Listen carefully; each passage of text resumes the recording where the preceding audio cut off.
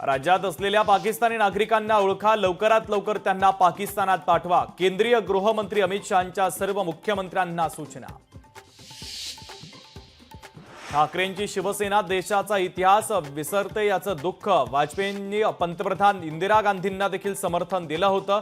मूर्खासारखं वक्तव्य करणाऱ्यांना जनता माफ करणार नाही, देवेंद्र फडणवीसांचं वक्तव्य. भारत युद्धाच्या दिशेने मोठं पाऊल उचलण्याची शक्यता. शस्त्रसंधी करार रद्द करण्यासंदर्भात विचार सुरू. भारतीय सैन्याच्या तिन्ही दलांना सज्ज राहण्याचे आदेश. पहलगाम दहशतवादी हल्ल्यानंतर सुरक्षा दलाची मोठी कारवाई. दहशतवादी आसिफचं घर स्फोटानं उडवलं तर आदिलच्या घरावर चालवला बुलडोझर. भारत पाकिस्तान नियंत्रण रेषेवर पाकिस्तानी सैन्याकडून गुरुवारी रात्री गोळीबार. भारतीय सैन्याकडून चोख प्रत्युत्तर. कोणतीही जीवितहानी नाही.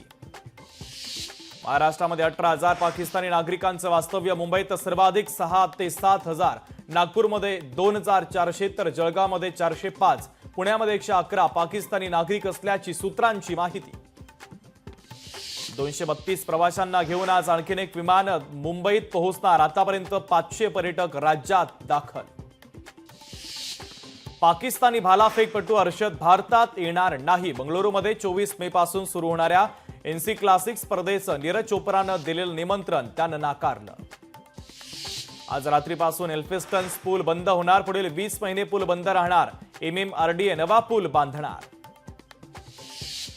मुंबईकरांना उकड्यापासून दिलासा मिळणार. विदर्भातील अनेक भागामध्ये उष्णतेच्या लाटेचा इशारा, तर मराठवाड्यामध्ये ढगांच्या गडगडाटासह पावसाचा अंदाज.